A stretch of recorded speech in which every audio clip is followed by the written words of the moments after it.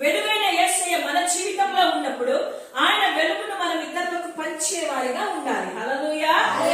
Candle light service లో మనం ఏం చేస్తామంటే ఒకరు క్యాండిల్ వెలిగించి పక్కన వాళ్ళకి వెలిగిస్తాం కదా, ఒకరి నుంచి ఒకరు వెలిగించుకుంటూ వెళ్తాం. దానికి అర్థం ఏం తెలుసా? ఈ రోజు యేసు క్రీస్తు ప్రభు యొక్క సువార్తను ఏ రీతిగా అయితే ఈ వెలుగును నేను ప్రజ్వలింప చేస్తున్నాను, ఇతరులకు మండింప చేస్తున్నాను, ఇతరులను ఏ రీతిగా నేను ప్రోత్సహిస్తున్నానో అదే రీతిగా నేను ఇంకొకరికి వెలుగైన యేసయ్యను గురించి నేను చెప్తాను. హల్లెలూయా. ఊరికే క్యాండిల్ అంటించుకుంటే ప్రయోజనం లేదమ్మా. 100 క్యాండిల్ కాదు, 1,00,000 క్యాండిల్ అంటించినా ప్రయోజనం లేదు. వెలుగైన యేసయ్య నీ జీవితంలో ఉన్నప్పుడు, ఆ వెలుగైన యేసయ్యను నువ్వు ఇతరులకు చెప్పినప్పుడు నీ వెలుగు ఆ యొక్క వ్యక్తి జీవితంలో కూడా వెలిగింపబడాలి. హల్లెలూయా.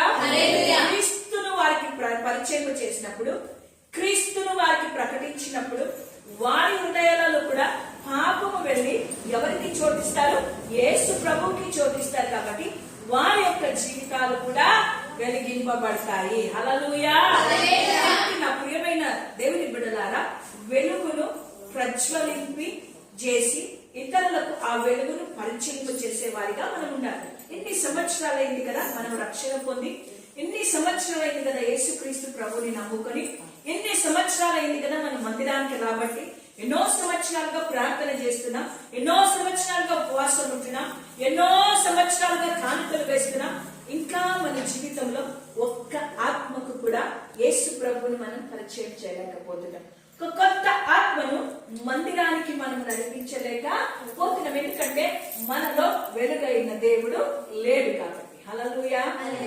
మరి నీలోనే వెలుగు లేకున్నప్పుడు నీవు ఇతరులకు ఏ వెలుగునిస్తావు? నువ్వే చీకటిలో ఉన్నప్పుడు ఇతరులకు ఏ వెలుగును నువ్వు ఇవ్వగలుగుతావు? ఒక్కసారి మనల్ని మనం పరీక్షించుకున్నాం. క్రైస్తవుని జీవితం అంటే ఆషామాషి కాదు.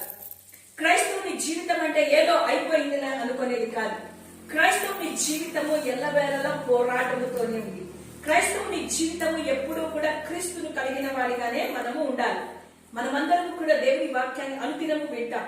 ఎంతో మంది సేవకులు మనకు చెప్తుంటారు, క్రీస్తును పోలిన వారిగా మనం ఉండాలి, క్రీస్తును కలిగి మనం ఉండాలి. అంటే యేసు ప్రభు నీ జీవితంలో ఉన్నప్పుడు నీ జీవితము వెలుగుగా మారుతుంది. హల్లెలూయా.